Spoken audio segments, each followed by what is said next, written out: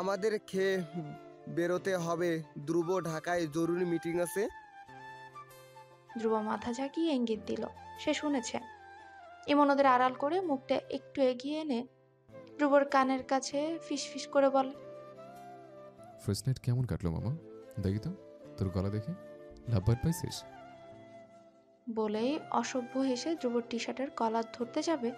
ধ্রুব মুহূর্তের মধ্যে ওর হাত শক্ত করে চেপে ধরে আর মুচড়ে ফেলে। অমন হাতের ব্যথাতেও ইমন খিলখিল করে হাসছে। ধ্রুবর হাত আরো শক্ত করে মুঠোতে পুড়ে চেপে ধরে কঠিন স্বরে বল, ঢাকা গিয়ে তোকে যদি আমি কুত্তার মতো দৌড় না খাওয়াই তাহলে আমার নামও ধ্রুব না। ঢাকায় যাইতে দে আগে। বলেই ধ্রুব ওর হাত ছেড়ে আবারও খেতে মন দেয়। ইমন হাসছে তখনও রাক্ষসের মতো। ওই হাসিতে রাগে ধ্রুবর গা অবধি চলে গেল। ধ্রুব ওর দিকে চেয়ে চিবিয়ে চিবিয়ে বল, ছাগল একটা, পকেটে কাল রাতে এতগুলো কি দিছস? অদিতি যদি বাই এনি চান্স দেখে ফেলতো কি বিশ্রী হতো ব্যাপারটা। ইমন এই কথা শুনে আকাশ থেকে পড়ার ভান করে বলে, ওমা, বিবাহিত কাপলের জন্য এগুলো আবার বৃষ্টি কবে থেকে হলো? এগুলোই তো এখন তোদের সবচেয়ে কাছের বন্ধু। ধ্রুব আবারও দাঁত কেরমির করে তাকায়। তারপর খাবার টেবিলের নিচে রেগে পা বাড়িয়ে লাথি বসিয়ে দিল সোজা ইমনের হাঁটুতে। আহ, আর্তনাদ করে উঠে হাঁটু চেপে ধরে ইমন। ওর চিৎকারে সবাই তাকালো ওর দিকে। ধ্রুব নির্বিকার মুখে খাচ্ছে, যেন কিছুই জানে না। তোফাজ্জল ভ্রু কুচকে বলে, চেঁচাচ্ছ কেন? ইমন নিজের ব্যথা গিলে ফেলার চেষ্টা করে ধ্রুবর দিকে তাকালো। ধ্রুব ওর দিকে ফিরেও তাকাচ্ছে না, গিরগিটি একটা। ও তোফাজ্জলের দিকে চেয়ে মিথ্যে হাসি দিয়ে বলে, পোকা আঙ্কেল। তোফাজ্জল ইমনের ওই পোকার কামড় তেমন একটা পাত্তা দিলেন না। আবার সৌরভের সঙ্গে গল্প করতে মন দেয়। তোফাজ্জল অন্যদিকে তাকাতেই ইমন ধ্রুবর দিকে চেয়ে চাপা স্বরে বলে, তুই বিয়ে করে বদলে গেছিস ধ্রুব। ছি, এত চেঞ্জ আমি জাস্ট ভাবতেই পারছি না। ধ্রুব হতাশ ভীষণ। চোখ উল্টে শ্বাস ছেড়ে আবারও খেতে মন দিল। খেতে খেতে রান্নাঘরের দিকে তাকাচ্ছে। অদিতির কণ্ঠ শোনা যাচ্ছে। ফাইমার সঙ্গে কথা বলছে কিছু একটা নিয়ে। ফাইমা ওকে উপদেশ দিচ্ছে, আর নিশ্চয়ই এই মেয়েও সব উপদেশগুলো গিলে খাচ্ছে। গাড়িতে অদিতির দরকারি জিনিসপত্রগুলো তোলা হচ্ছে। ঘরে ফাইমা একটা সুটকেসে কাপড় গুছিয়ে দিচ্ছেন। ফাইমা কাপড়ের ভাঁজে দেখে শুনে ঠিক করছেন আর বারবার আঁচলে চোখ মুছছেন। অদিতি চুপ করে বিছানায় বসে আছে। বুকের মধ্যে যেন কিছু ভারী হয়ে আছে, শ্বাস নিতে পারছে না। ও চুপ করে দেখেই যাচ্ছে কম্পিত হাতে ফাহিমার কাজ। ফাহিমা কাপড় গোছাতে গোছাতে বলেই যাচ্ছেন নিজের মা মা কথাগুলো। ও বাড়ি যাচ্ছিস অদিতি, কাউকে কষ্ট দিস না। শ্বশুর বাড়ির মান রাখিস, তাদের মায়া দিস। ত্রিনা ভাবি ধ্রুব সৎমা হলেও তুই কোনোদিন ওনাকে সৎমা হিসেবে দেখবি না, আপন শাশুড়ি ভাববি। ধ্রুবকে বোঝাবি যেন ওর বাবার সঙ্গে মিলে চলে। ওর বাবার অভিমানটা যে কত গভীর তুই বুঝিস। মেয়েদের হাতে অনেক ক্ষমতা রে মা, ওরা চাইলে পুরুষদের সমস্ত অভিমান দুদিনেই গলে যায়। তুই বোঝাস ধ্রুবকে যে ওর বাবা ওকে কতটা ভালোবাসে। এসব রাগ যেন ঝেড়ে ফেলে দেয়। অদিতি মাথা হেলায়, ঠোঁট চেপে রেখেছে শক্ত করে।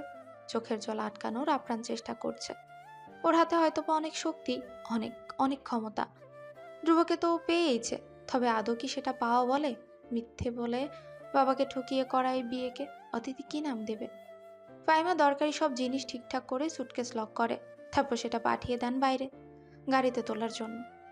অদিতি এবার উঠে এসে পেছন থেকে ফাইমাকে শক্ত করে জড়িয়ে ধরে আর কাঁধে মুখ গুজে নিঃশব্দে চোখে জল ছেড়ে দেয়। অস্পষ্ট স্বরে আহ্লাদ নিয়ে বলে, ভীষণ মিস করব তোমাকে। ব্যাস, এই কথাতেই যেন এই মায়ের সব কান্না বাঁধ ভাঙা নদীর মতো বেরিয়ে এলো। ফাইমার গাল বেয়ে পানি ঝরছে, খাপছে। ভালো থাকিস, নিজের যত্ন নিস। আল্লাহ চাইলে তোরও একটা সুখের সংসার হবে। দোয়া করি আল্লাহর কাছে। অদিতি ভীষণ কান্না পাচ্ছে। ও কি ঠকালো তাদের? এ বিয়ে, এই সম্পর্ক, এটা কি সত্যি? এটা কি কোনোভাবে ঠকানো নয়? অদিতির বুকটা যেন ভারী হয়ে এলো। ও ফাইমার কাঁধে মুখ গুজে কান্না আটকানোর চেষ্টা করে ফিসফিসিয়ে বলে, আমার এই বিয়েতে তুমি খুশি তো মা? ফাইমা সঙ্গে সঙ্গে ওনার গলায় রাখা অদিতির হাতের উপর হাত রেখে বল, ও মা, সোনার টুকরো জামাই পেয়েছিস, খুশি হব না? তোর আব্বাও অনেক খুশি। অদিতি চেয়ে রইল। ফাইমা ওকে নিজের থেকে ছাড়িয়ে নেয়। অদিতি কাঁদছে। ফাইমা বড্ড আদুরে ভঙ্গিতে ওর চোখের জল মুছে কপালে চুমু দেয়। গভীর স্বরে বলে, ভালো থাকিস, নিজের যত্ন নিস, পড়াশোনা চালিয়ে যাস। সৌরভ ভাই বলেছেন হোস্টেল থেকে বই নিয়ে ওখানে পড়বি, পড়াশোনা ছাড়িস না, ওটা তোর সাথে আমারও স্বপ্ন। অদিতি কেঁপে ওঠে, একটা মৃদু হাসি দিয়ে মাথা ঝাঁকায়। বাইরে থেকে ডাক এসেছে। ফাইমা ওর হাত ধরে বেরিয়ে আসে। গেটের কাছে দাঁড়িয়ে থাকা ধ্রুবর চোখে সানগ্লাস পরে এক দৃষ্টিতে তাকিয়ে আছে ওদের দিকে। অদিতির সাথে সাথে শাড়ির আঁচলটা মাথায় আরো ভালো করে টেনে নিল। সৌরভ তোফাজ্জল দাঁড়িয়ে আছেন একসঙ্গে। অদিতি ধীর পায়ে বাবার কাছে গিয়ে দাঁড়ায়। সৌরভ অদিতিকে দেখে, তোফাজ্জলের দিকে চেয়ে হাসি মুখে বলে, মেয়েকে বিদায় দাও এখন, আমি গাড়িতে উঠে বসি। সৌরভ চলে গেলেন। তোফাজ্জল স্থির দাঁড়িয়ে আছেন, মুখ কঠিন, কিন্তু চোখে যেন চাপা কিছু কষ্ট। অদিতি চুপচাপ বাবার পাশে দাঁড়ালো। তোফাজ্জলকে দেখে ওর ভয় লাগছে, যেন মনে হচ্ছে উনি অদিতিকে দেখেই বুঝে যাবেন এই বিয়ে মিথ্যে, ওনাকে তার সরল মেয়ে ঠকিয়েছে। চোখ লুকিয়ে ফেললো অদিতি, চোখে চোখ মেলানোর সাহস ওর মধ্যে একটুও নেই। তোফাজ্জল ওর দিকে চেয়ে রইলেন। কিছুক্ষণ পর অদিতি ভয় নিয়ে নিচু গলায় বলে, আব্বা আসি, দোয়া করবেন। তোফাজ্জল এক দৃষ্টিতে মেয়ের দিকে তাকিয়ে রয়। মেয়ের মাথায় হাত রাখে, গম্ভীর স্বরে বলে, সুখী হও, সংসারে আল্লাহ তাআলা রহমত দিক। অদিতি এতদিন পর বাবার স্নেহ মাখা স্পর্শ মাথায় পেয়ে ডুকরে কেঁদে ফেলে। কান্নাটা যেন বুকের ভেতর থেকে ফুলে ফেপে ওঠে। ধ্রুবর কান্নার শব্দ শুনে ব্যাকুল ভঙ্গিতে বড় বড় পা ফেলে হেঁটে এলো। বাবা মেয়েকে দাঁড়িয়ে থাকতে দেখে আর এগুলো না, ওভাবেই দূরে দাঁড়িয়ে রইল। অস্থির হয়ে ওভাবে দাঁড়িয়ে থাকলো কিছুক্ষণ, তারপর ধীর পায়ে এগিয়ে গেল অদিতির দিকে। তোফাজ্জল মেয়ের কান্নায় অস্থির হওয়া ধ্রুবকে দেখলেন এক মুহূর্তের জন্য। তীক্ষ্ণ চোখে মেয়ের স্বামীকে জরিপ করলেন খানিকক্ষণ। ধ্রুব এসে অদিতির পাশে দাঁড়াতে তোফাজ্জল মেয়ের কাঁধে হাত রাখে, নিজের আবেগটুকু বরাবরের মতো লুকিয়ে অদিতির কাঁধে চাপড় দিয়ে বলে, কেঁদো না, পড়াশোনা করতে চাইলে অনুমতি আছে, করতে পারো। যাও এখন, তোমার শ্বশুরের ঢাকাতে কাজ আছে, দেরি হচ্ছে ওর। অদিতি তবুও কাঁদতেই থাকলো। তোফাজ্জল মেয়ের কান্নার সামনে গলে যাচ্ছে, ঢোক গিললেন। তারপর ধ্রুবর দিকে তাকিয়ে কাপা গলায় কোনো রকম বললেন, ওকে নিয়ে যাও, দেরি হচ্ছে তোমাদের। বলে আর এক মুহূর্ত দেরি না করে ঘুরে চলে গেলেন ভেতরের দিকে। হয়তো একটু দাঁড়ালেই মেয়ে আর স্বামীর ঘরের জন্য বেরোতে পারতো না। তোফাজ্জল চলে যেতে ধ্রুব অদিতিকে নিজের দিকে টেনে নিল। অদিতি ধ্রুবর কাঁধে মুখ গুজে দিল। ওর কাঁধের টি শার্ট ভিজে যাচ্ছে ফোঁটা ফোঁটা কান্নায়। ধ্রুব একটা গভীর নিঃশ্বাস ফেলে। ওর চোখে ভাসলো প্রথম দিন দেখা অদিতিটা, যে লাজুক মেয়েটা চোখ তুলে তাকাতো না, যার আঙ্গুলের ডগায় সবসময় নার্ভাস কাঁপন লেগে থাকতো। ধ্রুব একজন পারফেক্ট স্বামীর ন্যায় আগলে নিল স্ত্রীকে। ওকে ওকে, ডোন্ট ক্রাই, আমরা 1 মাস পরে আবার আসবো, কান্না করে না অদিতি। এই মেয়ে, থামো এবার। অদিতি কোনো উত্তর দিল না। ধ্রুবর মাথায় হাত রাখে, আলতো করে বুলিয়ে দিতে লাগলো চুলের ভেতর দিয়ে। সে সময় বহু কষ্টে অদিতিকে গাড়িতে তুলতে পেরেছিল ধ্রুব। ভীষণ বড়সড় একটা 3 তলা বাড়ি। বাড়ির নেম প্লেটে খোদাই করে লেখা ইয়ামিনস ফ্যামিলি। অদিতি এর আগে একবার এসেছিল এই বাড়িতে, তবে ধ্রুবর প্রেমিকা হয়ে। তখন ওদের না ছিল কোনো বৈধ সম্পর্ক, না ছিল কবুলের জোর। আজ অদিতি এ বাড়ির বউ। ধ্রুব শক্ত করে অদিতির হাত চেপে ধরে এগিয়ে চলেছে। সামনেই সৌরভ তৃণা দাঁড়িয়ে, এদের চোখে কৌতূহল। অদিতি চোখ নামিয়ে তাকালো ওদের দুজনের একসঙ্গে চেপে রাখা হাতে। ধ্রুবর আঙ্গুল এখনো ওর হাতের আঙ্গুলে একসঙ্গে জড়িয়ে আছে শক্তভাবে। আবার মুখ তুলে ধ্রুবর দিকে তাকালো। ধ্রুব তখন চোখে সানগ্লাস পরে আছে, গম্ভীর মুখে কথা বলছে ইমনের সঙ্গে। পেছন পেছন রাজন, সুমন অদিতির বাপের বাড়ি থেকে আনা ব্যাগ নিয়ে এগোচ্ছে। বাড়ির ভেতর তখন ভিড়। সৌরভ ইয়ামিনের নতুন পুত্রবধূকে দেখতে এসেছে অনেক মানুষ। তৃণা ঘরে ঢুকেই রুমে ব্যাগ রেখে রান্নাঘরের দিকে এগোলো। যাওয়ার আগে অদিতির দিকে তাকিয়ে বলে,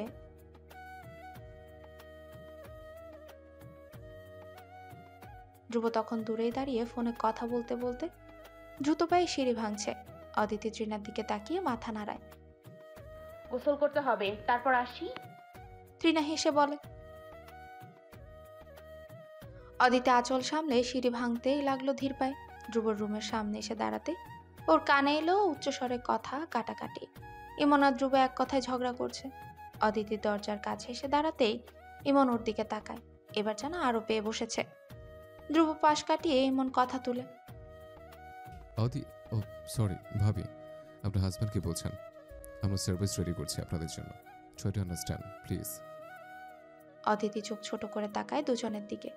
এদের কথা বলার ধরন মোটেও স্বাভাবিক নয়। ও কিছু বলার আগেই ধ্রুব বলে ওঠে, ছাগলামি পরে কর, ফ্রেশ হয়ে নেই আমরা, দুজনেই টায়ার্ড। ইমন এবার অদিতিকে ছেড়ে ধ্রুবর কানের কাছে বিড়বিড় করে বলে। বেড ছাচাও মাম্মা, কোঅপারেট করবি না? ইমন ধ্রুবর কানের কাছে মুখ বাড়িয়ে রেখেছে। ধ্রুব ঢোক গিলে একটা দৃষ্টি হলো অদিতির দিকে। অদিতি ভ্রুকুচকে ওদের আচরণ বোঝার চেষ্টা করছে। ধ্রুব সরে গেল 2 কদম। ইমনের দিকে চেয়ে আবারও অদিতির দিকে তাকায়। খানিক কেশে ওঠে, তারপর হাত পকেটে গুজে দোনামোনা করে বলতে থাকে, অদিতি, নিচে যাই আমরা, গেস্টদের সঙ্গে কথা বলে খেয়ে উপরে উঠবো। অদিতি অবাক। ও ভ্রুকুচকে বলে, কিন্তু আমি গোসল করব না। ধ্রুব ওর কাঁধে হাত রাখে, আলতো একটা ধাক্কা দিয়ে বলে, পরে, গেস্ট ফার্স্ট। বলে অদিতিকে ঠেলে সিঁড়ির দিকে এগোতে লাগলো। অদিতি তখন বারবার পেছনের দিকে চেয়ে বলতে থাকে, আগে রুমে ব্যাগই রেখে আসতে দিন। কি করছেন ধ্রুব? ধ্রুব ওসব শুনে না, ঠেলে নিয়ে নামতে লাগলো সিঁড়ি ভেঙে। নিচে নেমে অদিতি শাড়ির আঁচল মাথায় টেনে ট্রিনার পাশে বসতেই তিনি অবাক হয়ে বলে, তুমি এখানে যাওনি রুমে? অদিতি চোখ সরিয়ে তাকালো ধ্রুবর দিকে। সে তখন ডাইনিং টেবিলের দিকে হেঁটে জগ থেকে গ্লাসে পানি ঢালছে। না। অদিতি জবাব দিল সেভাবেই। ট্রিনা এসবে তেমন মাথা ঘামালেন না, বরং আলতো করে অদিতির কাঁধে চেপে ধরে সবার সঙ্গে পরিচয় করিয়ে দিলেন, ইয়ামিন বাড়ির পুত্রবধূর সঙ্গে। কাকিমা, ও অদিতি, ধ্রুবর বউ। অদিতি নিচু স্বরে সবাইকে সালাম দিল। অদিতিকে সবাই আগাগোড়া দেখতে ব্যস্ত। এক মহিলা ঢঙের স্বরেই তো বলে ওঠে,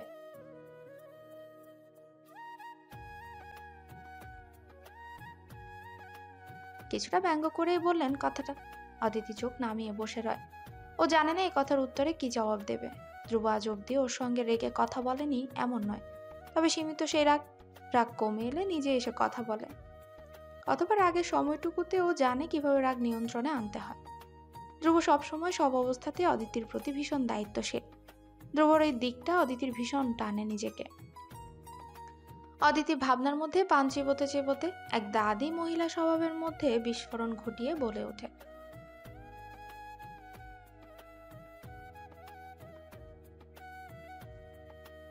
এক মুহূর্তের জন্য পুরো ঘরটা নিঃশব্দ হয়ে গেল।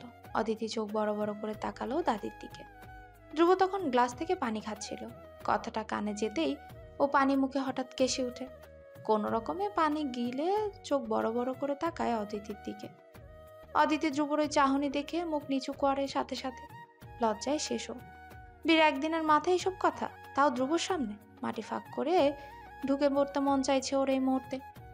ধ্রুব অদিতির থেকে চোখ সরায়, তারপর দ্রুত পকেট থেকে ফোন নিয়ে সেটাতে চোখ রেখে বড় বড় পা ফেলে সোফার দিকে এগোল, যেন ও এখানের কোনো কথাই শোনেনি।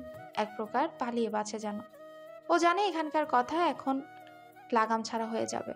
ওরা আজ কেন বারবার মনে করিয়ে দিচ্ছে ধ্রুবকে লাস্ট নাইট নাথিং হ্যাপেন। ধ্রুবর মুখটা সে কথা মনে করিয়ে ভোতা হয়ে থাকলো পুরোটা সময়। রাতের খাবারের আয়োজন হচ্ছে।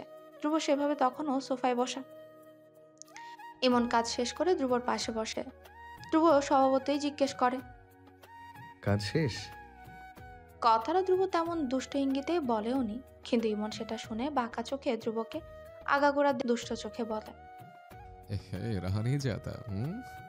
ধ্রুব এটা শোনা মাত্রই সোফার কুশন তুলে সেটা ইমনের মাথায় মেরে দেয়।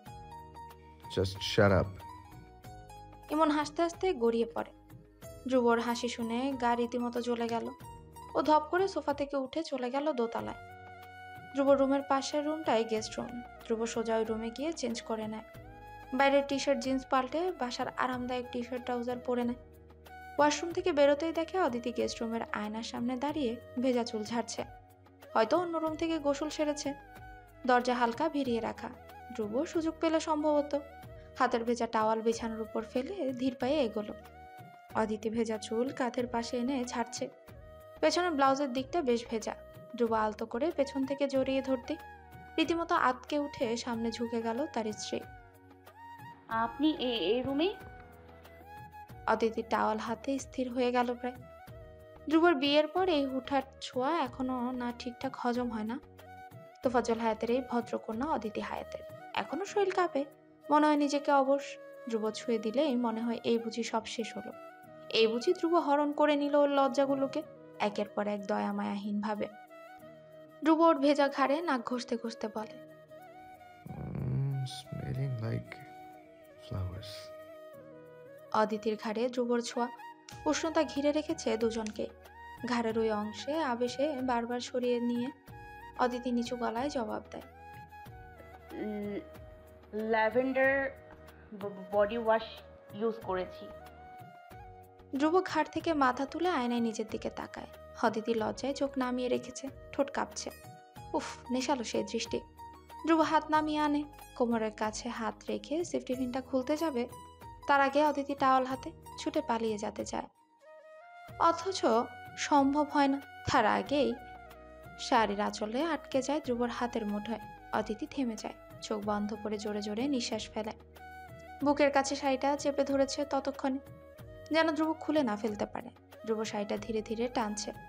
অদিতি একটু একটু পিছিয়ে যাচ্ছে ধ্রুবর দিক থেকে। একসময় অদিতির পিঠ লেগে গেল ধ্রুবর বুকে, মুহূর্তেই শিউরে ওঠে সে। ধ্রুব অদিতির শাড়ির আঁচল ছেড়ে দেয়, আলতো করে হাত রাখে অদিতির দুপাশের কোমরে। অদিতির গায়ে যেন কাটা দিয়ে ওঠে, ও দুহাতে নিজের শাড়ি খামচে ধরে।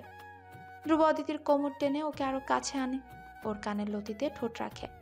জমে ওঠে অদিতি আওড়ালো, ছাড়ুন, কেউ এসে। ধ্রুব কোমরে রাখা হাতের বাঁধন শক্ত করতে অদিতি ঠোঁট কামড়ে সে হাতখানা চেপে ধরলো হঠাৎ। ধ্রুব ফিস ফিস করে ওর কানের কাছে বলে, আমরা ম্যারিড অদিতি, যদি কেউ এসেও যায়, হোয়াটস দ্য ম্যাটার? অদিতি চোখ বুজে আছে। ধ্রুব ওর গালে গাল ঘষে হেসে ফেলে, বলে, আরে চোখ তো খুলো। অদিতি ধীরে ধীরে চোখ খুলে তাকায়। ধ্রুব ওর চোখের দিকে আয়নায় তাকায়, দুজনের চোখে চোখ মিলে। হারিয়ে গেল ওরা। অদিতি আয়নায় নিজের দিকে তাকিয়ে রইল, তারপর আস্তে করে নিজের মাথাটা হেলিয়ে দিল ধ্রুবর গালের উপর। এক দৃষ্টিতে দুজন দেখেই যাচ্ছে দুজনকে।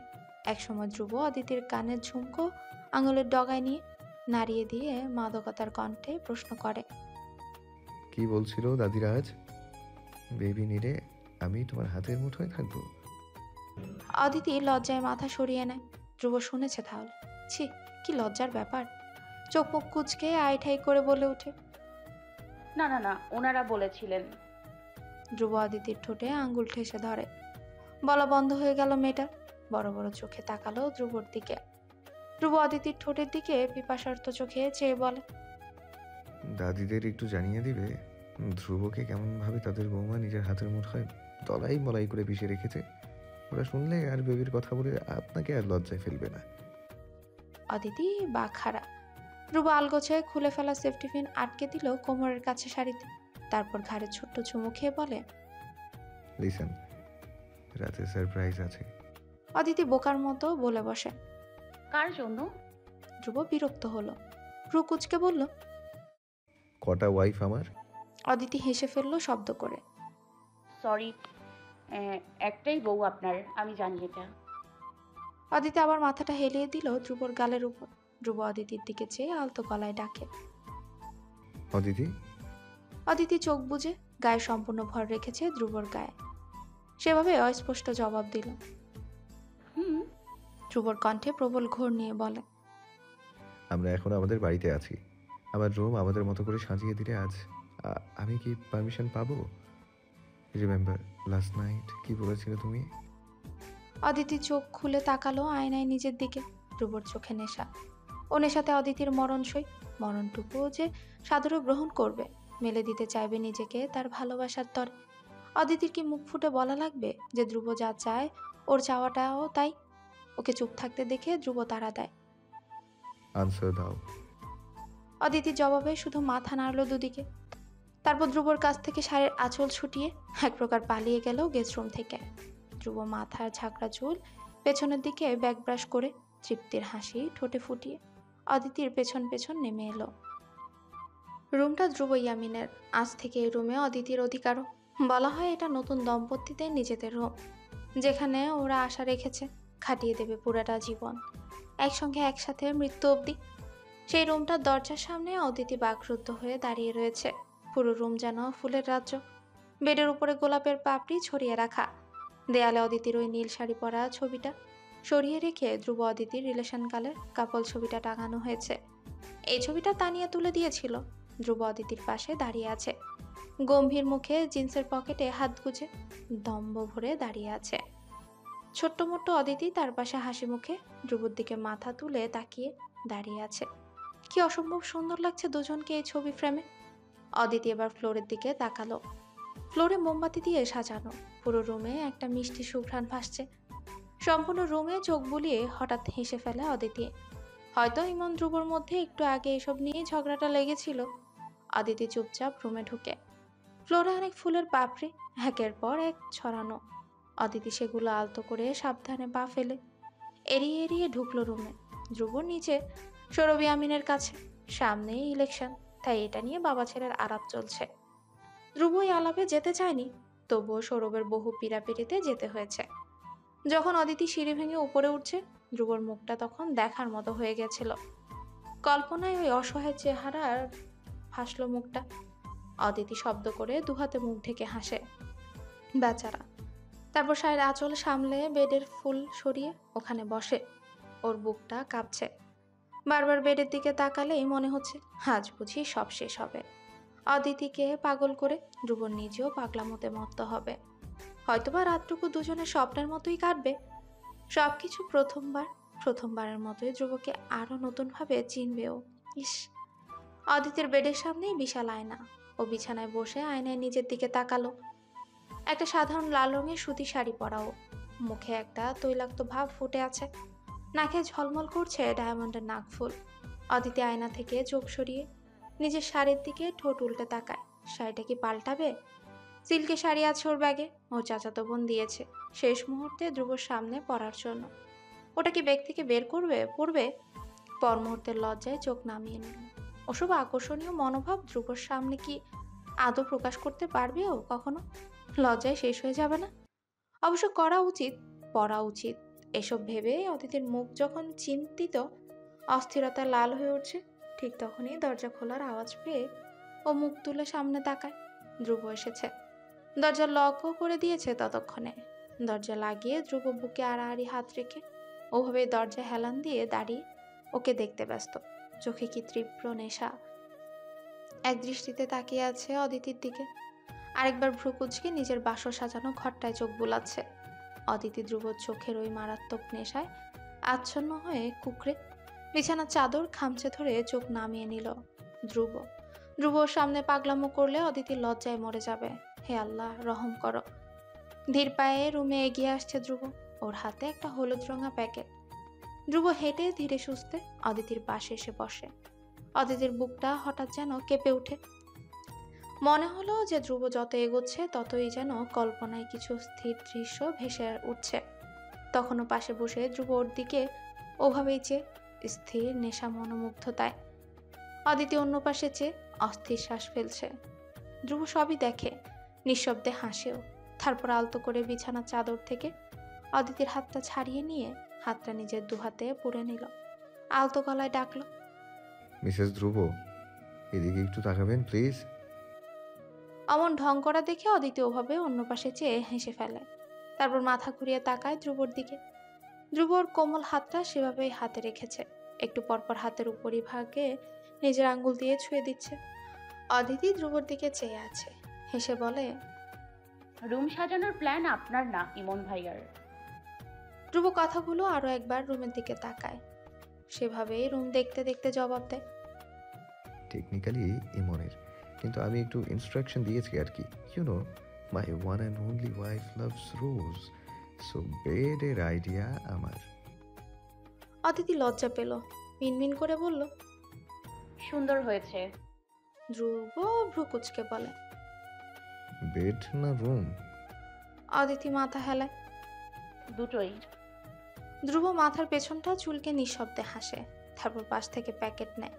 সেটা অদিতির হাত টেনে ওর হাতে প্যাকেটটা ধরিয়ে দেয়। অদিতি প্যাকেট হাতে প্রশ্নবোধক চোখে ধ্রুবর দিকে তাকায়। ধ্রুব চোখের ইশারায় বলে, ওপেন ইট। কি আছে এটাতে? অদিতি প্রশ্ন করতেই ধ্রুব অধৈর্য হয়ে বলে। আগে খুলেই দেখো না রে বাবা। অদিতি ভ্রু কুচকে তাকালো, পরপর মাথা নামিয়ে প্যাকেট খুলতে শুরু করে। ধ্রুব ধৈর্য ধরে ওর দিকে চেয়ে রয়েছে। ও প্যাকেট খোলা দেখছে। প্যাকেট খুলতেই নীল রঙের সিল্কের এক রঙা শাড়ি বেরিয়ে এলো। অদিতি অবাক হয়ে ধ্রুবর দিকে তাকায়। ধ্রুব স্বাভাবিকভাবেই জবাব দিল। পছন্দ হয়েছে? অদিতি তখনও অবাক। ওর মনের কথা ধ্রুব কিভাবে পড়ে ফেলতে পারে সব সময়। একবার দুবার না, সব সময়। অদিতি যে কথাগুলো মুখে বলতে পারে না, সংকোচে না হয় লজ্জায়। ধ্রুব সেসব মুখে না বলা কথা এত সহজে বুঝে ফেলে। আশ্চর্য হয় অদিতি ভীষণ রকম ভাবে। এটা কি আদৌ কাকতালীয়? কিন্তু সবসময় কি? ধ্রুব ওর দিকে স্বাভাবিকভাবে তাকিয়ে আছে। অদিতি শাড়িটা ছুঁয়ে দিতে দিতে উচ্ছ্বাস নিয়ে খুশি হয়ে বলে। ভীষণ সুন্দর, কিন্তু নীল রং কেন? ধ্রুব অদিতির হাতটা ছুলো, সেভাবেই জবাব দিল। তোমাকে নীল শাড়িতে ওই দিন কালচারাল প্রোগ্রামে দেখে আবার মাথা ঘুরে গেছিল, তাই আজও নিয়ে এসেছি। You know why? বলেই চোখ টিপল ধ্রুব। অদিতি হা হয়ে গেল। পর মুহূর্তে লজ্জায় নুয়ে গেল। ধ্রুব ওসবের দিকে গেল না। ওর লজ্জা দেখতে গেলে আজ রাত ফোরাবে। এখন তো সময়টা ওদের। ধ্রুব চোখ ছোট ছোট করে অনুরোধের কণ্ঠে বলে। এখন পড়বা এটা আমার জন্য প্লিজ? অদিতি তাকালো ধ্রুবর দিকে। অমন অনুরোধটুকু কি আদৌ ফেলা যায়? অদিতি আস্তে করে মাথা হেলিয়ে বলে। আমি চেঞ্জ করে আসছি। বলেই বিছানা থেকে উঠতেই ধ্রুব ওর হাত চেপে ধরে। হাতে বাধা পেয়ে পেছন ফিরে তাকায় অদিতি। ধ্রুব যেন নিজের মধ্যে নেই। ধ্রুব বিছানায় বসে অদিতির দিকে মাথা ঝুঁকে তাকিয়ে। অদিতি পেছনে মুখ ঘুরিয়ে দাঁড়ায়, ধ্রুবর দিকে চেয়ে আছে। ধ্রুব সেভাবেই হঠাৎ বলে। শাড়িটা আমি পরিয়ে দিই। অদিতির চোখ বড় বড় করে তাকায়। ওর পুরো শরীরেই যেন হিম এক স্রোত বয়ে গেল হঠাৎ। ধ্রুবর চোখে অনুরোধ, গলায় কাতরতা। শিহরে উঠল অমন চাহনিতে। হাতের শাড়ি শক্ত করে চেপে ধরে মুখ ফুটে কিছু বলতে চাইল। আমি পারবো পড়তে। ধ্রুব সেখানেই বসে থেকে হাত ধরা অবস্থাতে ব্যাকুল গলায় বলে ওঠে। আমি জানি তুমি পারবা, তবু আমি চাইছি প্লিজ। অদিতি ধ্রুবর দিকে তাকালো। ধ্রুবর চোখে মুখে অদ্ভুত নার্ভাসনেস, চোখ ছোট ছোট, কাতর কণ্ঠ। অদিতি না বললেই যেন ভীষণ রকম ভাবে আহত হবে সে। অদিতিও মানা করলো না, স্বামী তো। অদিতি লজ্জা পাবে, মরে যাবে লজ্জায়। তবু স্বামীর মনটুকু ভাঙল না ও। আলগোছে মাথা নামিয়ে নিল। ধ্রুবর চেপে রাখা হাতটা টেনে অস্পষ্ট স্বরে বলে।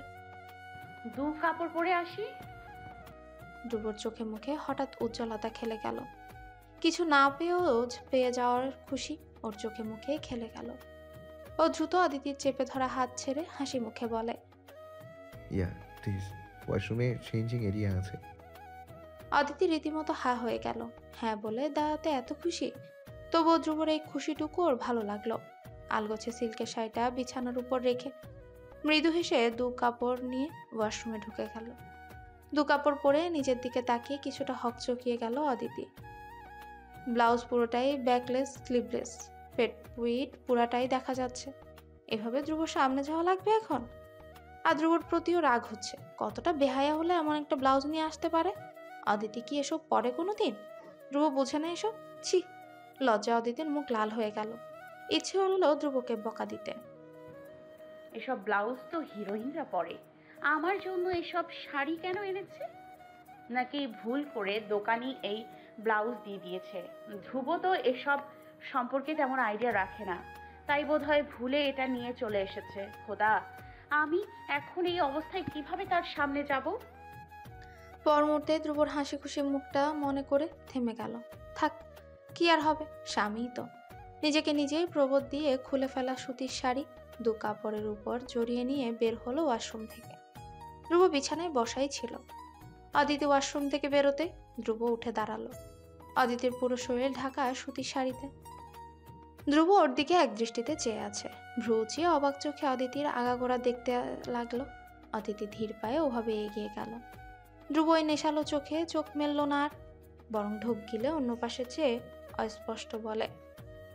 ব্লাউজটা বেশি রিভিলিং। আপনি বোধহয় ভুলে এটা নিয়ে এসেছেন। এসব তো আমি পরি না। ধ্রুবর গা ঢাকা সুতির শাড়িটার দিকে হাত বাড়ালো, স্বাভাবিক ভঙ্গিতেই বলল, আমি ভেবেই এনেছি, আমার সামনে পড়লে লজ্জা পাবে, কিন্তু রাগ হবে না। যদি আমার প্রতি রাগ ফিল করো তাহলে চেঞ্জ করে আসতে পারো। চেঞ্জ করবে? অদিতি মাথা তুলে ধ্রুবর দিকে তাকিয়ে রইল। ধ্রুব ধৈর্য দেখালো, অপেক্ষা করলো বইয়ের রাগ দেখিয়ে চেঞ্জ করার, অথচ তেমন কিছুই করতে দেখা গেল না ধ্রুবর বধূকে। ধ্রুব নিঃশব্দে হাসে, তারপর আলগোছে সুতির শাড়িটা গা থেকে খুলতে উন্মুক্ত হলো স্ত্রীর গায়ের নিষিদ্ধ অংশের অনেকখানি।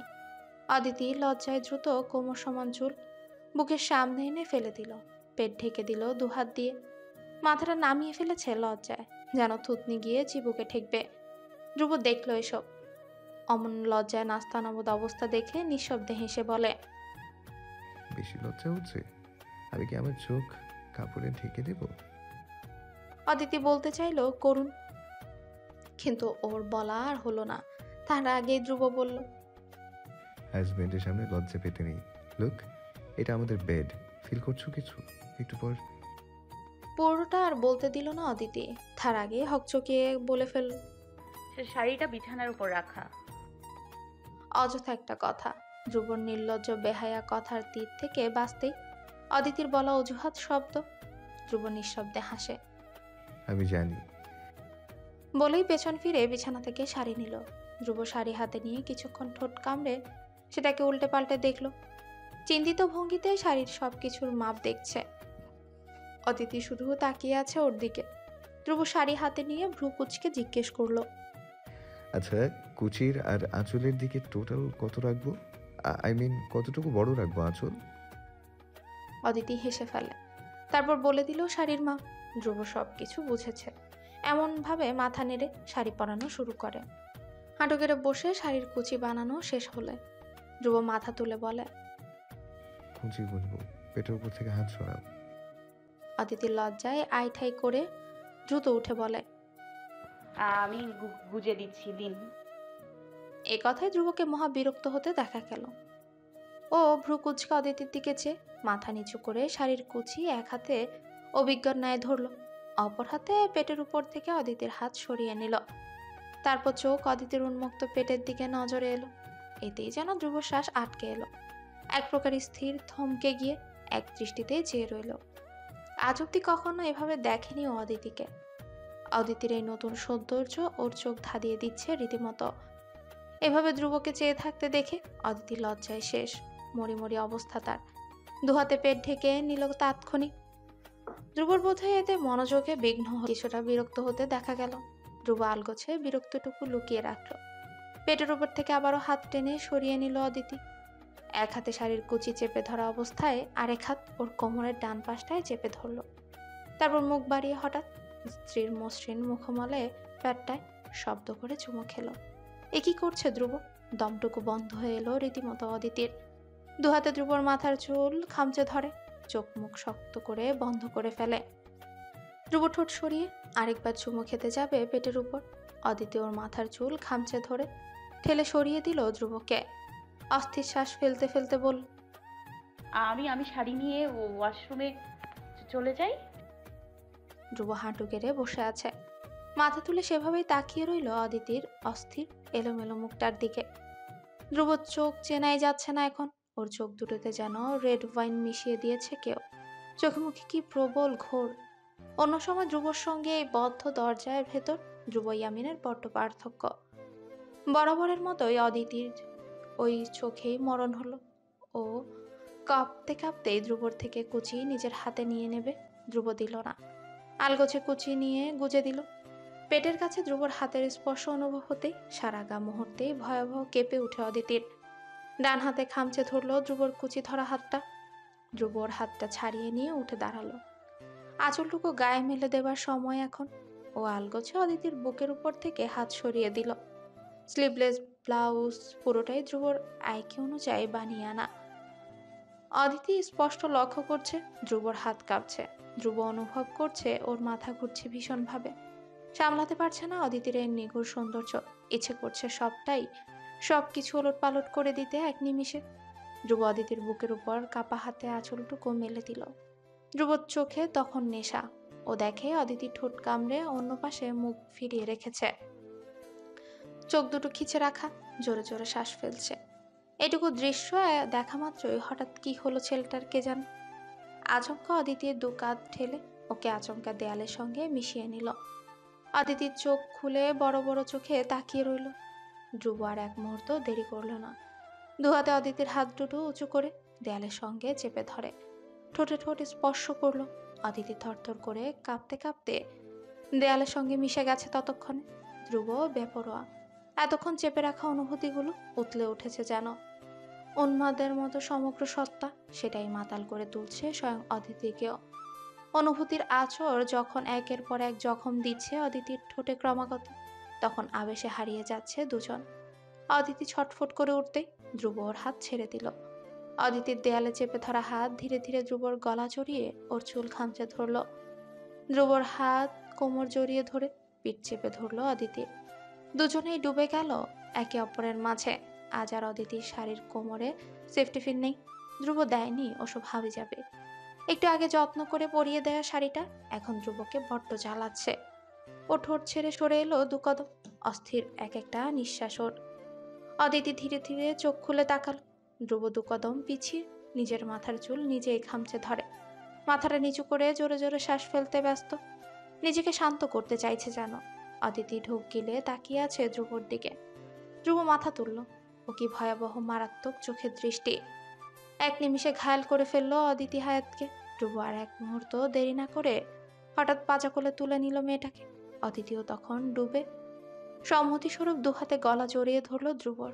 বিছানায় শুয়ে দিতে অদিতির লজ্জা যেন মূর্ছা যাবে। দেহের নিচে পিষে যাচ্ছে গোলাপের পাপড়িগুলো। কোমল বিছানায় গা ঠেকতে বুঝতে পারলো এই রাতটা বড্ড দীর্ঘ কাটবে ওর। ধ্রুব টি শার্টটা অস্থির ভঙ্গিতে খুলে ছুঁড়ে ফেলে দিল মেঝেতে। অদিতির শ্বাস আটকে গেল ধ্রুবর নগ্ন পেটানো শরীর দেখে। চোখ বন্ধ করে পেছনে ফিরে বালিশে মুখ গুজে অস্পষ্ট মৃত আর্তনাদ করে উঠল। ধ্রুব ধীরে ধীরে ওর উপর ঝুঁকে ওকে নিজের দিকে ফিরিয়ে নিল। অদিতি চোখ খুলছে না, সাহস নেই ওর। চোখ খুললেই যে অমন অস্থির ধ্রুবকে দেখতে হবে, যে ধ্রুবকে অদিতি চেনে না, কোনোদিন দেখেও নি। এই ধ্রুব অন্য। তার চোখের ভাষা ভিন্ন, তার হাতের ছোঁয়া বড্ড দুষ্ট। ধ্রুব অদিতির চুল গুছিয়ে দিতে দিতে ব্যাকুল গলায় বলে, শাড়ি পরে মেবি তোমার গরম লাগছে, খুলে ফেললে দুজনেরই সুবিধা হবে। খুলবো?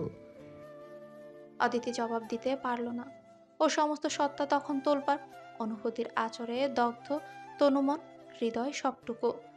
ধ্রুবর ছোঁয়াটুকু পাগল করে দিয়েছে ওকে। ধ্রুব আবার জবাব চাইল আকুল ভাবে এবার।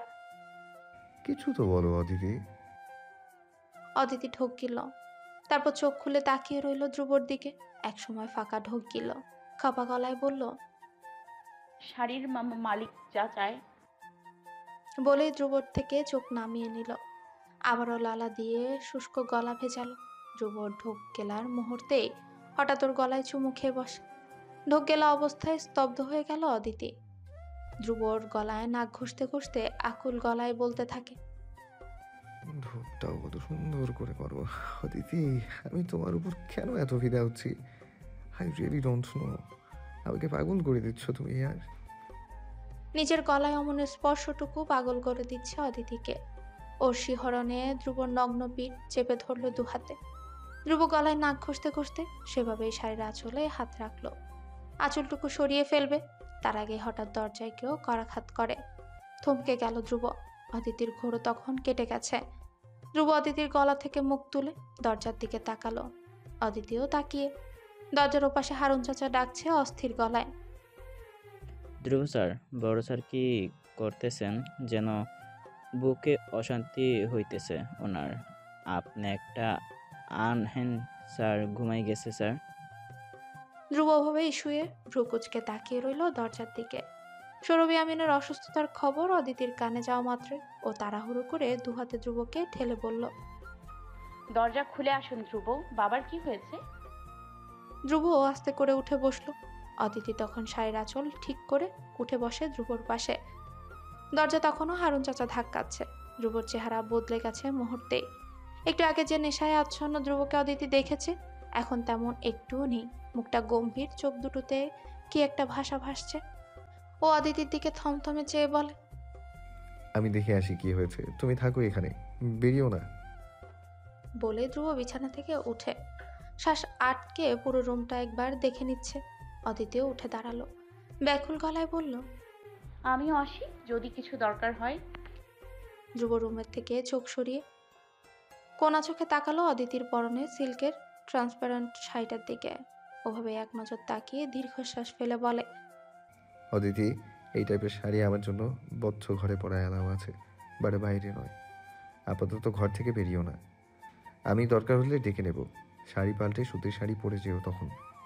অদিতি নিজের দিকে চোখ নামিয়ে তাকালো। শাড়ি দেহের আনাচে কানাচের ভাঁজে স্পষ্ট।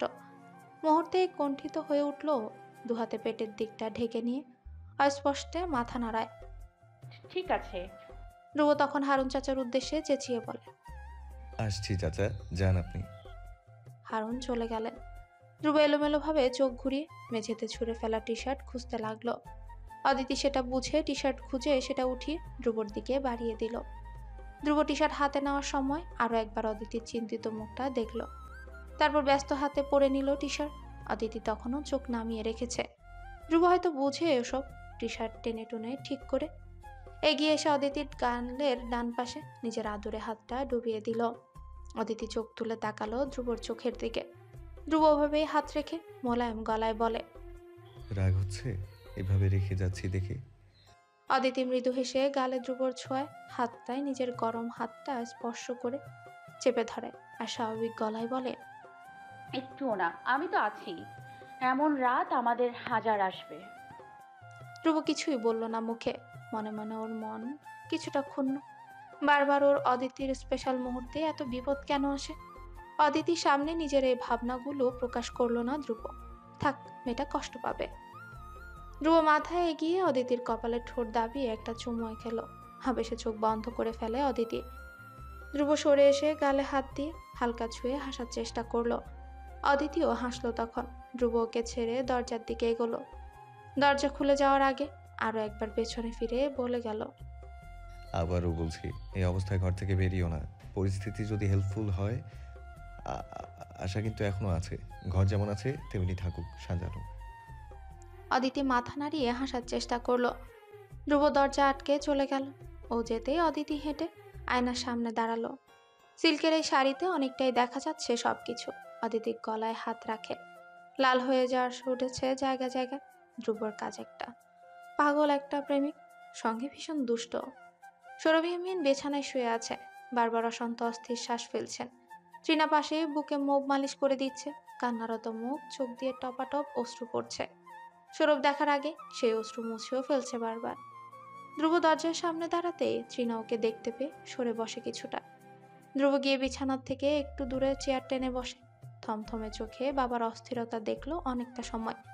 তৃণার সঙ্গে কখনো আগ বাড়িয়ে তেমন কথা বলে না ধ্রুব, তবে আজ না চাইতেও বলতে হলো। কখন থেকে এসব? একটু আগে ঠিক ছিল। তৃণা জবাবে ভাঙা ভাঙা গলায় বলে, আধা ঘন্টা হচ্ছে। হুট করে বলে ঘামছেন উনি। আমি ফ্যান চালিয়ে দিলাম, তাতেও ঘাম হচ্ছে দেখে এসিও দিলাম। এখন বুকে ব্যথা হচ্ছে বলে এভাবে শ্বাস ফেলছেন। ধ্রুব তাকিয়ে একবার দেখলো সৌরভকে। ওর বুকে কোথাও না কোথাও একটা অস্থিরতা বয়ে বেড়াচ্ছে। শান্ত চাইলেও শান্ত থাকতে পারছে না। ও সেভাবেই গম্ভীর মুখে উঠে দাঁড়ালো। ফোন বের করে কল লাগালো পাশের হাসপাতালের অ্যাম্বুলেন্সের এক নাম্বারে। সবাইকে এত ব্যস্ত হতে দেখে সৌরভ অস্পষ্টে কিছু বলার চেষ্টা করে। ও ঔষধ নিয়েছি, আমি সব সময় ঠিক হয়ে যাবে। বলে আবারও লম্বা করে শ্বাস টেনে নিলেন নিজের ভেতর। বুকের ব্যথাটা সঙ্গে কামড়ে ধরলো। আহ বলে বুকটা আবারও চেপে ধরেন সৌরভ। ধ্রুব এসব শুনছে না। যেমন ও ফোন কানে সৌরভের দিকে চেয়ে কাট কাট গলায় বলল, একটু স্থির থাকতে পারেন না? কথা বলছি তো আমি, আমাকে দেখতে দিনই সব। সৌরভ আধো আধো চোখ খুলে তাকিয়ে রইলেন অমন অস্থিরভাবে পায়চারি করা ধ্রুবর দিকে। তৃণাও চোখের জল আঁচলে মুছে পাশ থেকে ধমকে ওঠে, রাখো তোমার, ঠিক আছে। সারাক্ষণ একটা মানুষ এত প্রেশার নিলে হবেই তো এসব ব্যামারি। ইলেকশন ধুয়ে এখন পানি খাও তুমি। কার ভোগান্তি হচ্ছে এখন? কে সাফার করছে? সৌরভ এসব শুনে না। তখনও তার চোখে ধ্রুবর দিকে। ধ্রুব একদণ্ড শান্তিতে বসে নেই। ডক্টর ম্যানেজ করে ফেলেছে, নার্স রেডি রাখছে। অস্থির এক ধ্রুবকে দেখেন সৌরভ, যে তার বাবাকে মূল্যায়ন করে না, অথচ বাবার একটু অসুস্থতায় পাগল হয়ে গেছে।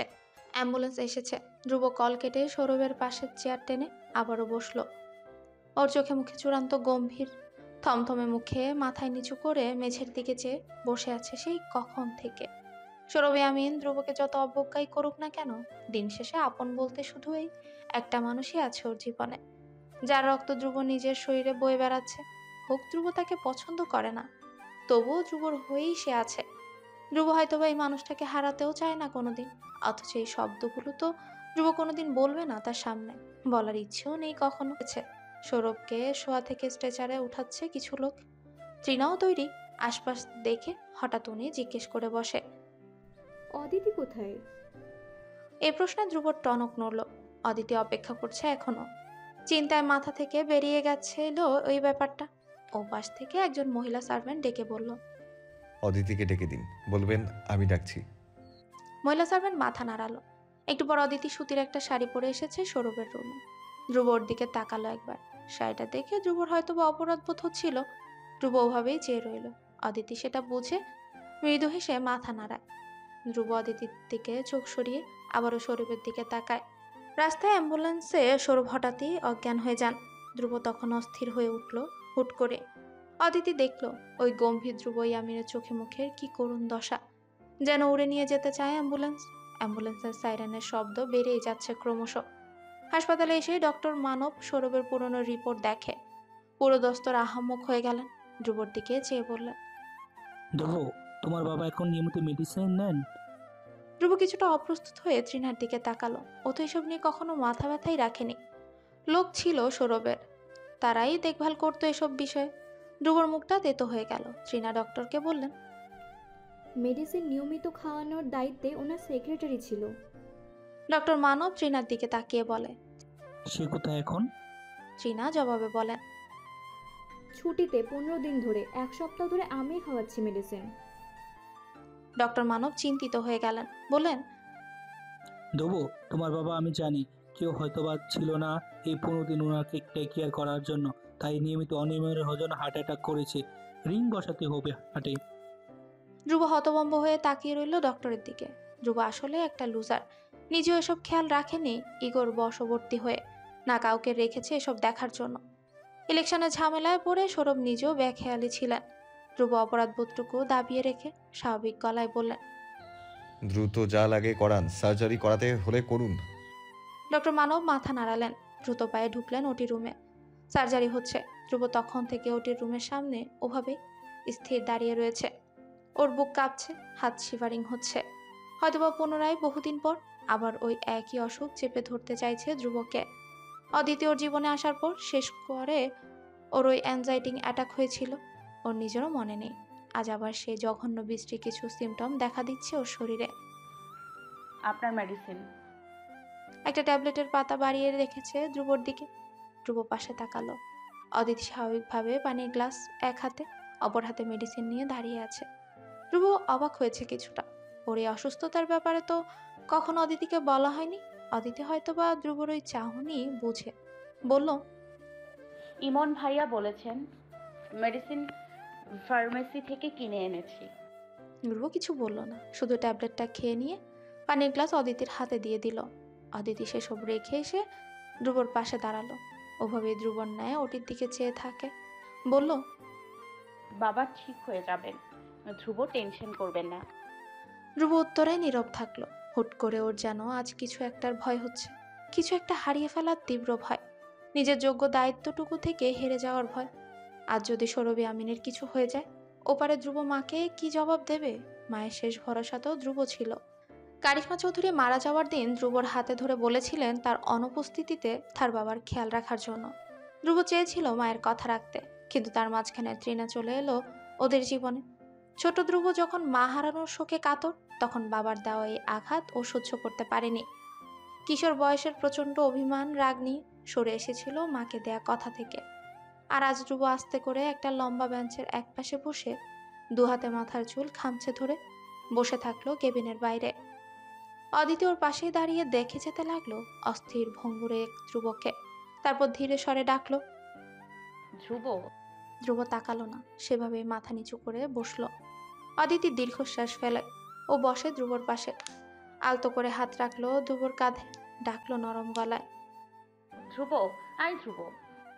ধ্রুব চুল ছেড়ে মাথা তুলে তাকালো অদিতির দিকে। অদিতি চমকে উঠে। ধ্রুবর চোখ টলমল করছে, যে কোনো মুহূর্তেই কেঁদে ফেলবে যেন। এতটা ভেঙে পড়া ধ্রুব ইয়ামিনকে কি আদৌ মানায়? অস্থির হয়ে উঠল অদিতি। সঙ্গে সঙ্গে ধ্রুবর দুগাল চেপে ধরল। ধ্রুব, কি হয়েছে? আপনি এমন ভেঙে পড়েছেন কেন? আপনি এমন করলে বাকিদের অবস্থা কি হবে? শুনুন, শান্ত হন, স্থির হন প্লিজ। বাবা ঠিক হয়ে যাবে। ধ্রুব অদিতির দিকে চোখ নামিয়ে ভাঙা গলায় বলল, আমি বোধহয় সবচেয়ে বাজে চূড়ান্ত ফালতু একটা ছেলে, যার কারণে তার নিজের বা ওই মানুষ আজকে ওইখানে সার্জারির টেবিলে শুয়ে আছে। আমার উচিত ছিল একবার হলেও তাকে জিজ্ঞেস করা সে ঠিক আছে কি না। সব কিছু আজ আমার গাফিলতির কারণে হচ্ছে। আমি সব সময়ই একটা লুজার হয়ে রয়ে গেলাম, সেই মনবি। অদিতি দ্রুত ব্যস্ত হাতে ধ্রুবর মাথাটা নিজের ঘাড়ে শক্ত করে চেপে ধরল। ধ্রুব অদিতির ঘাড়ের একপাশে মাথা হেলিয়ে রেখে চুপ করে আছে, অস্থির শ্বাস ফেলছে। অদিতি সেভাবে ধ্রুবর মাথা ঘাড়ে চেপে রেখে বলল, আপনি নিজের ভুল বুঝেছেন, এটাই অনেক ধ্রুব। বাবা সুস্থ হয়ে যাবে, তারপর ক্ষমা চেয়ে নেবেন ওনার কাছে। বাবা খুব খুশি হবে এতে, ট্রাস্ট মি। ধ্রুব ঘাড়ে মাথা হেলিয়ে সেভাবে গা ছেড়ে বলল, ক্ষমা আমি চাইব না কখনো। সে আমার ক্ষমা পাওয়ার যোগ্য নয়। আমার মায়ের সঙ্গে চিট করা আমি এখনো মানতে পারছি না অদিতি। আমি নিজেকে অনেক বুঝিয়েছি, আমার মন মানে না এসব। আমার মা অনেক লক্ষ্মী একটা মেয়ে ছিল, ঠিক তোমার মতোই। তার সঙ্গে ওই লোক চিট করেছে ভাবলে আমার নিজেকে এলোমেলো লাগে। আমি অনেকবার চেয়েছি নিজেকে এগিয়ে যেতে তার দিকে, বাট আই কুডন্ট। অদিতি ধ্রুবর পিঠে হাত বুলিয়ে দিচ্ছে। ধ্রুব অস্থির আজ, ভীষণ ভঙ্গুর আজ, অথচ সৌরভের প্রতি রাগটা ওর ততটাই জোরালো। অদিতি বলল, বাবার সাথে জীবনে একবার বসেছেন? আপনার মনের এই ভাবনাগুলো বাবাকে বলেছেন, প্রশ্ন করেছেন তিনি কেন এসব করেছেন? হয়তোবা বাবার কাছেও এটার জন্য কোনো কারণ ছিল আপনাকে বলার। ধ্রুব অদিতির ঘাড়ে মাথা হেলিয়ে তখনও তার ছেলের হাসি দেয়। জবাবে বলে, বলার দরকার পড়েনি, আমি দেখেছি নিজের চোখে। যেন দিনের পর দিন বাবার চোখে অন্য একটা নারীর জন্য আদর মায়া দেখলে একটা ছেলে হিসেবে আমার কেমন লাগে। আমি পুড়ে যাই একদম। তবুও সহ্য করা লেগেছে আমার এসব, কারণ আমি নিরুপায়, বাধা। ধ্রুব হাসতে হাসতে বলল শেষের কথাটা। অদিতি ঢোক গিলে। ওরা তো কান্না পাচ্ছে এখন। ধ্রুব কখনো এসব কথা আজ অব্দি অদিতিকে বলেনি। অদিতি অপেক্ষা করছে ধ্রুব কবে নিজেকে খোলা বইয়ের মতো মেলে ধরবে ওর কাছে। সময় দিয়েছে ওকে অদিতি। অথচ আজ যখন ধ্রুব নিজের এতকালের রাগ দুঃখের কথাগুলো অদিতিকে বলে যাচ্ছে, কেন যেন সহ্য করতে পারছে না। বারবার মনে হচ্ছে ওই সময় যদি অদিতি ধ্রুবর সাথে থাকতে পারত। ধ্রুব যখন দিনের পর দিন সাইকোলজিক্যাল ট্রমাতে ভুগে অসুস্থ হয়ে হাসপাতালের বেডে শুয়েছিল, তখন যদি অদিতি একবার ধ্রুবর মাথায় হাত বুলিয়ে দিত, অথবা ধ্রুবর জীবনে কোনো ম্যাজিক হতো, কারিশমা মা যদি কোনোদিন না মারা যেতেন। অদিতি বহু কষ্টে কান্না আটকায়, ওভাবেই ধ্রুবর চুলে হাত বুলিয়ে দিতে দিতে বলে, আপনি কষ্ট পান বলেই বাবা আজ অব্দি ত্রিনামাকে কখনোই এ বাড়ি নিয়ে আসেনি, অপেক্ষা করেছেন আপনার অনুমতির। ধ্রুব জবাবে তার ছেলের হাসি দেয়। অদিতির ঘাড়ে মাথা হেলিয়ে ওটির দিকে চেয়ে বলে, হ্যাঁ, অনুমতি দিয়েছি তো আমি, অনুমতি। আমার মাথায় বন্দুক ঠেকিয়ে অনুমতি নেওয়া হয়েছিল। অদিতি অবাক হয়ে গেল। ধ্রুবর চুলে বুলিয়ে দেওয়া হাত থেমে গেল ওর। অবাক গলায় জানতে চাইলো, বন্দুক থেকে মানে? ধ্রুব হাসলো, চোখ বন্ধ করে জোরে এক নিঃশ্বাস ফেলে বলল, তোমাকে বিয়ে করার বিনিময়ে আমাকে দিতে হয়েছে নিজের বুক প্রতিদিন পুরানোর পারমিশন দিয়ে। অদিতি অবাক হয়ে ঘাড় বাঁকিয়ে ধ্রুবর দিকে তাকিয়ে রইল। ধ্রুবর মাথা তখনও ওর ঘাড়ে হেলিয়ে রাখা। ধ্রুব আবারও বলল, আমার মাথায় তখন তুমি ভীষণ ঘুরছিলে, মানা করতে পারিনি আমি তখন। তাই আজ ওই মহিলা আমার মায়ের জায়গায় আমার বাড়িতে ঘুরে বেড়াচ্ছে। অদিতি নিজেকে সামলালো। ধ্রুব যা ভাবুক, ওকে ধ্রুবকে ভালোটাই বোঝা দেওয়া উচিত। ও আলতো করে ধ্রুবর চুলে হাত বুলিয়ে বলে, ত্রিনা মা এতটাও খারাপ না ধ্রুব, আমি তাকে দেখেছি। উনি চান আপনি তাকে মেনে নিন। যদি সে আপনাকে স্নেহ করে তবে আপনি কেন তাকে মানছেন না? ধ্রুব এ কথা বলার সাথে সাথে কাট কাট গলায় বলল, আমার মায়ের প্রক্সি হিসেবে আমার কাউকে চাই না। অদিতি জবাবে বলে, টক্সি নয়, মায়ের মতো কেউ আপনাকে ভালোবাসে, তাকে মূল্যায়ন করতে হয় ধ্রুব। ধ্রুব এই কথা শোনা মাত্রই অদিতির ঘাড় থেকে মাথা তুলে ফেলে। সোজা হয়ে বসে অদিতির দিকে তাকায়। অদিতি চেয়ে রয়েছে ধ্রুবর দিকে। ধ্রুব ভ্রু কুচকাতে অদিতি ধ্রুবর বাম পেশিবহুল হাতটা জড়িয়ে ধরলো দু হাতে। ওর কাঁধে আস্তে করে মাথা হেলিয়ে বলল, ধ্রুব প্লিজ, এসব মান অভিমান ভুলে যান। মেনে নিন বাবাকে, ত্রিনা মাকে, ওরা ভীষণ খুশি হবে। কারিশ্মা মায়ের অভাব হয়তো বা কেউ পূরণ করতে পারবে না, কিন্তু ওদের একটা সুযোগ দিন। আপনি আজ যেমন, আপনি তেমন বেঁচে থাকা ডিজার্ভ করেন না। ধ্রুব কিছু বলল না, শুধু কঠিন মুখে সেভাবেই বসে রইল। অদিতি আবারও বলল, বাবার জন্য আপনার বুক এত পড়ে, অথচ সেটা স্বীকার করতে এত কষ্ট আপনার, কেন বলুন তো? ধ্রুব জবাবে স্পষ্ট কণ্ঠে বলে ওঠে, কারণ আমি মানুষ, তাই অমানুষ নই। অদিতি হাসলো। এ মানুষ ভাঙবে পূর্বে, তবে কখনো মাথা নত করবে না নিজের ইগোর কাছে। অদিতি তারপর হঠাৎ কিছুটা ইতস্তত করে বলে ওঠে, একটা কথা বলি ধ্রুব, ধরুন আমাদের দুজনের বাচ্চা আপনার সঙ্গে তেমনই বিহেভ করছে যেমনটা আপনি বাবার সঙ্গে করেন, আপনার ভালো লাগবে? ধ্রুব ভ্রু কুচকে তাকালো অদিতির দিকে। অদিতি সেভাবে অবাক ধ্রুবর খোঁচা খোঁচা গাল ছুঁয়ে দিতে দিতে বলে, আপনি নিজের বাচ্চার বেলায় যেই ব্যবহার চাইবেন না, বুঝেন বাবা আজ এতটা বছর ধরে আপনার সেই একই ব্যবহার সহ্য করে যাচ্ছেন, তার কেমন লাগছে? ধ্রুবর এবার হুট করে প্রচন্ড রাগ হলো। ও সে রাগের রেশ ধরেই বলল, নো, আমি অবভিয়াসলি বেস্ট বাবা হব, তার মতো নয়। আমাকে ওনার সঙ্গে তুলনা করছো, পাগল তুমি? অদিতি ধ্রুবর রাগকে এখনো প্রচন্ড ভয় পায়, তাই এবারেও পেল। কিছুটা দোনামোনা করেও বলার চেষ্টা করলো, প্লিজ হাইপার হবেন না। আপনি যদি বেস্ট বাবা হন, বাবাও একজন বেস্ট বাবা হবার চেষ্টা করছেন। কি করেননি উনি আপনার জন্য? আপনার জন্য জান তার সব সময় হাজির থাকে। আপনি কোনোদিন জানতে চেয়েছেন সে ভালো আছে কিনা? অথচ সে সব সময় আপনার ভালো থাকার দোয়া করেন, সামনে না থেকেও আপনার প্রতিটা বিপদে আপনার পাশে থাকেন। আপনার এসব একবার হলেও ভাবা উচিত ধ্রুব। ধ্রুব কিছু বলবে, তার আগে অদিতি ওকে চুপ করিয়ে দিতে বলে, পরে আমি বলি আগে, আপনি জানেন আমার আপনার সঙ্গে বিয়েতে বাবা এত খুশি কেন ছিলেন? ধ্রুব সেভাবে গা ছাড়া ভঙ্গিতে তাকিয়ে রইল। হাত দুটো মুষ্টিবদ্ধ করে ভেতরে ভেতরে ফুলছে। ওর কানে এখনো বাজছে, অদিতি সন্দেহ করছে কি ধ্রুবকে সৌরভী আমিনের সঙ্গে কেন গুলিয়ে ফেললো। সৌরভী আমিন যেখানে স্ত্রী মারা যাওয়ার 2 মাসের মাথায় বিয়ে করে ফেলেছে, তার সাথে ধ্রুবই আমিন।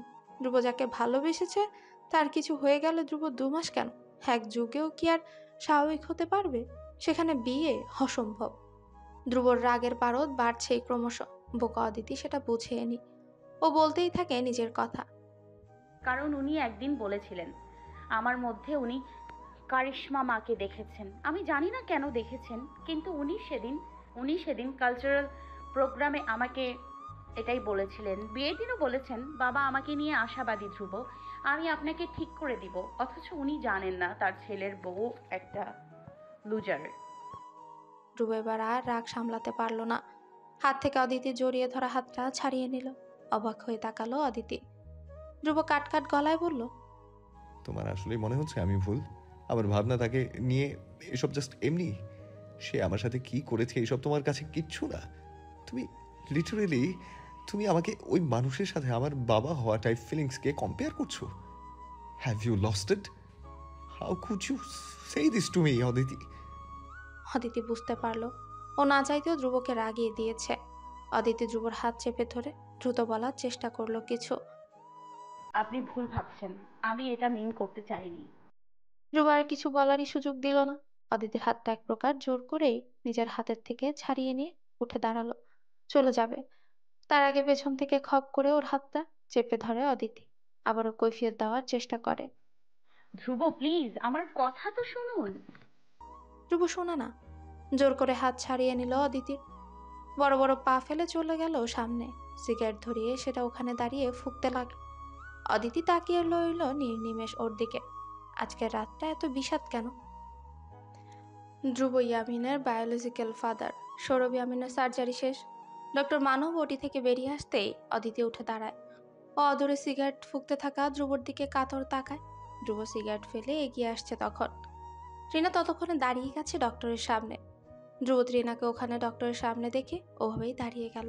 এগুলো না আর সামনে। ডক্টর মানব ধ্রুবকে দেখেন, বুঝেন এই ছেলের বাবার প্রতি কি অসম্ভব রাগ, তাই তিনি স্নেহ নিয়ে ডাকেন। আসো দেবো। ধ্রুব তৃণার দিকে বাঁকা চোখে চেয়ে এগোলো। ডক্টরের সামনে দাঁড়াতেই তৃণা ইতস্তত ভঙ্গিতে সরে দাঁড়ালো। ডক্টর ধ্রুব তৃণা দুজনের দিকে চেয়ে বলে,